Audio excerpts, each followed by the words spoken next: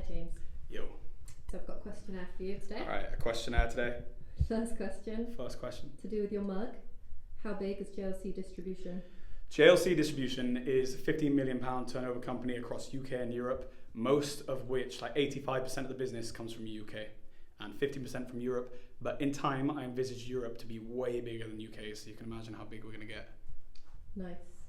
Thank you. And how did you come up with the name for your company? Okay, so the name's an interesting one, guys, because the name has had a few different ones, right? So if you went and checked out JLC Distribution Limited on Company's House right now, it will come up and it will tell you that it started out as JL Gaming Limited. Why? Because initially we set out to sell poker sets, and then I realized that JL Gaming was kind of boring, and my dad was like, come on, you must be able to think of a more interesting name than that. And there was these companies at the time like Moonpig and that, and I thought, no one will ever forget Moonpig. So then I took JL Gaming and changed it to Jammy Lizard, but it was still called JL Gaming Limited, but we called it Jammy Lizard. And then obviously, as you guys know from these episodes, we became huge on Amazon, like doing 5 million quid a year on Amazon, trading under Jammy Lizard. But as Amazon started to wane and we killed all of our B2C offerings, which is business to consumer, and we went exclusively B2B, because as you guys know, we only sell to resellers, we decided that Jammy Lizard doesn't really sound good. Like, you get these big government bodies, big FTSE 500 companies, they don't want to have Jammy Lizard in there. So we thought, I know what we'll do. We'll call it JL Corporate, which will mean Jammy Lizard Corporate. And then as we called it Jammy Lizard Corporate, we kept abbreviating it and be like, all right, it's James from JLC, all right? JLC. So this is our right, we call it JLC. So that's how we are. And that is why it's called JLC. It's Jammy Lizard Corporate. Now people think it means James Lake Company. It's not. It's Jammy Lizard Corporate. Nice, thank you. Okay, and how would you describe your company's workplace culture? Genuine. That's what it is. It's genuine. We're not trying to put on an act. I think that we'll all know those kinds of people who they try to be who they think their customers want them to be, and they often come up quite disingenuous, quite cheesy, quite in an effort to polish themselves. They take away what was great about them. And that's not what we try to do at JLC. We try to just be authentically ourselves. If we like something, we say it. And if we don't like it, we won't say it. And we just try to be good around to those around us. And I think that us employing that ethos, know this, I think that it's been one of these things where everyone's like, company culture, company culture, company culture. And some of the worst company cultures I know are people who say company culture the most. We don't really say it like that much, but I can tell you hand on heart, we got the best company culture that I've ever seen in any business. What do you reckon, Beaksy? Why don't you just add to that? What makes it so great? I think just that it's kind of like everybody's got their own thing going on, and as long as everybody's working hard, which they all do, like we're very careful in who we hire and who we employ, they reap the rewards and we let them do their thing. So I think everybody likes having the independence to do that. Trust. And the trust, yeah. Guys, one of the things that I realize the most is everyone's different. So if I ask Beak to go and to take a task, she might do it in an ever so slightly different way to what I would do it. But that doesn't mean that Beak's way is wrong. And a lot of people, as they grow and they get bigger, we got like 45 people here now. As they grow and get bigger, that control element, they can't wane it off, and it becomes intolerable being around people.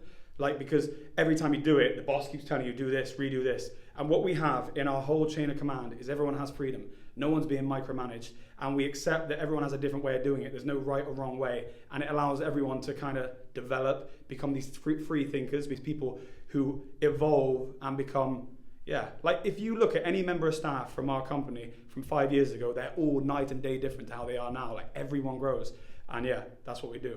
You get a lot of people who, oh, I like what you're doing, but I would do this, I would do that. The only thing we push people on is calls, because people are afraid to do them. Other than that, we let people have free license to go out and be the best they can be. And I think that echoes out in our culture, and I think that's why you have so many, no matter what role they're in, they all really, really care about business, because the business cares about them.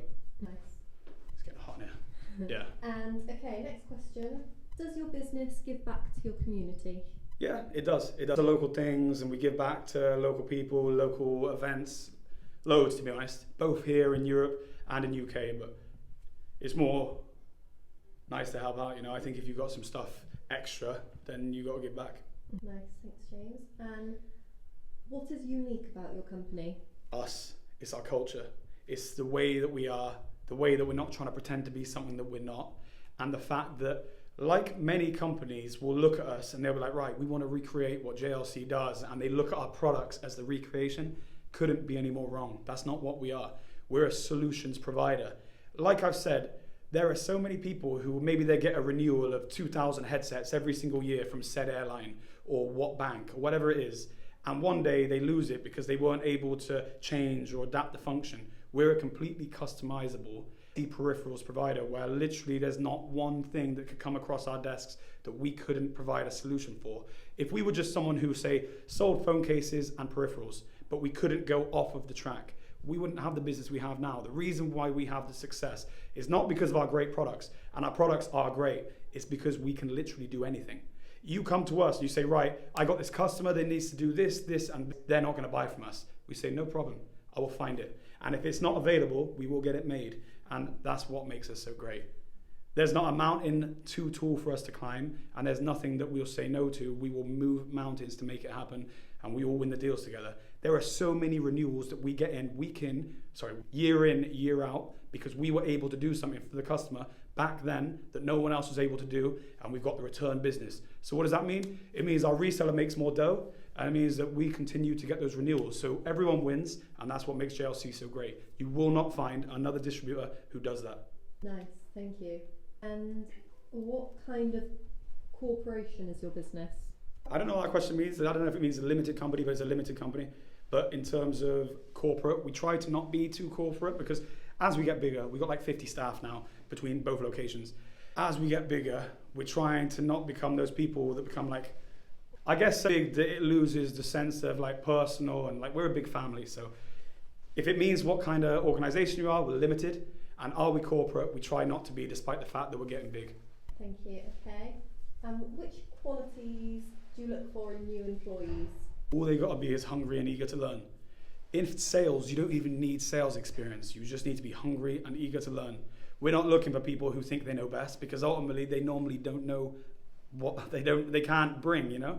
So when people know best, quite often they end up knowing worst. So what we need is just people like, look, I see that it's worked for you, say Owen, who's our king over here in Europe. So I see it's worked for you, Owen. Tell me how to make it work. Not people who are going to say, no, it's not work, that doesn't work. Yeah, so people who want to learn. Nice. And how much time do you spend working on your business each day? Think about it all the time. That's all I think about. Hours, 10 hours probably. And it all kind of links, like even the personal development I do, like when I'm trying to work out how to restructure my head or be better with stress or be more motivated or be more strict to myself, that's all linking to business because that's the grand mission. So 18 hours a day, this is all I think about. So yeah. And who are your primary competitors in your market? Okay, so there's a few distributors who do similar to what we do. But instead of naming them, because I don't view them as our competition, and they probably don't view us as their competition either, I view us all to do very different kind of things, and there's reasons why people call us. So our biggest competition is similar to what I said to you before, is how big can we believe? Because I genuinely believe we're going to take a business that right now is doing £15 million and take it to 100 million. And our competition is whether or not we can make that happen and our beliefs to translate over. I guess that it's easy to say stuff and to actually make it happen is hard. And self-belief, yeah, that's about it. Okay. I'm just trying to, that's it. It sounds cheesy, right? But I'm not trying to mean it like, oh yeah, your own competition. I think that back in the day when I first set out to sell phone cases, I'd said in my head, like, I want to get as big as this guy. There was a particular guy, and I'll call the name of them. They were called London Magic Store. They were big back in the day on eBay. And I said, I want to be as big as that guy. And it took me not very long when I had that person fixated in my head. So then I view it as the challenge, the competition, as it were, is to set someone else who you want to take and really believe you can take them, and then you'll be able to take them. But that sounds easy, right? To really believe you're going to take them? Because I don't think it is that easy to really believe you're going to take them. I really believe we're going to do 100 million. So that is the hardest thing for me to connect the dots to how we get there. JLC TV is a huge part of that. Europe is a huge part of that. UK and new products is a huge part of that. But the competition is how do I believe that?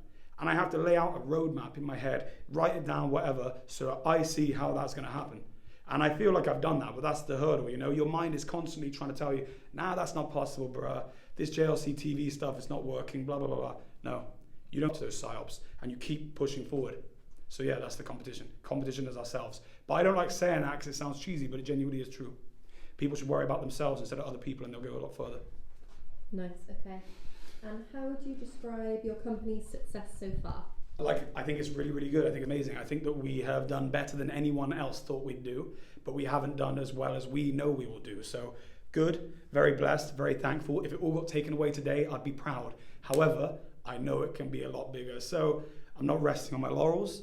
And back to the competition thing, I think every day, if I hadn't have thought that doing a little, whatever the numbers we did before were big, where would we be now? If I'd have set up on day one when it was in the garage at my mum's house, would I be thinking, I'm going to get to 100 million? If I'd have had that goal 13 years ago, where would we be now?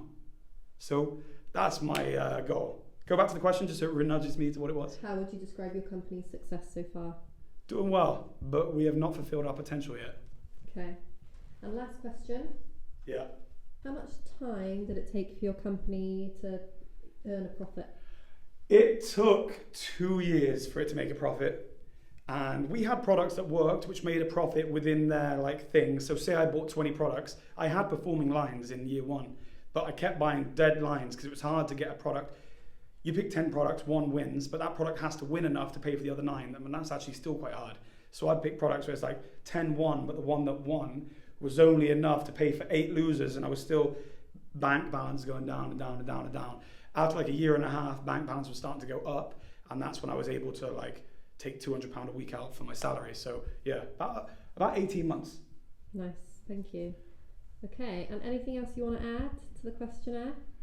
Nah, that was good. We're going to do more questionnaires this week. Because Marshall's off and we're unable to edit, we're just going to do questionnaires. It's going to be easy for me to just chuck it up. Minimal editing. We don't know how to do the squawks or blank out swearing, so I'm not going to swear. Can you give us an example of how the squawk should sound? Nah, I can't do that. I think you got to go back to episodes where Josh can do it. He can do it True, okay. vocally. Great. But nice. Over and out, guys. Subscribe. There'll be content coming out this week as per usual. It's just not going to be the normal episodes because our editing capabilities aren't good until Marshall gets back. But on that point, we're actually looking for someone to come and join the team as someone to, again, do content editing and look at short form content. So if you want to apply for the job, contact JLC.TV on Instagram, and Rebecca Lake will come back to you after she's looked at the CV. Cheers, guys. Over and out.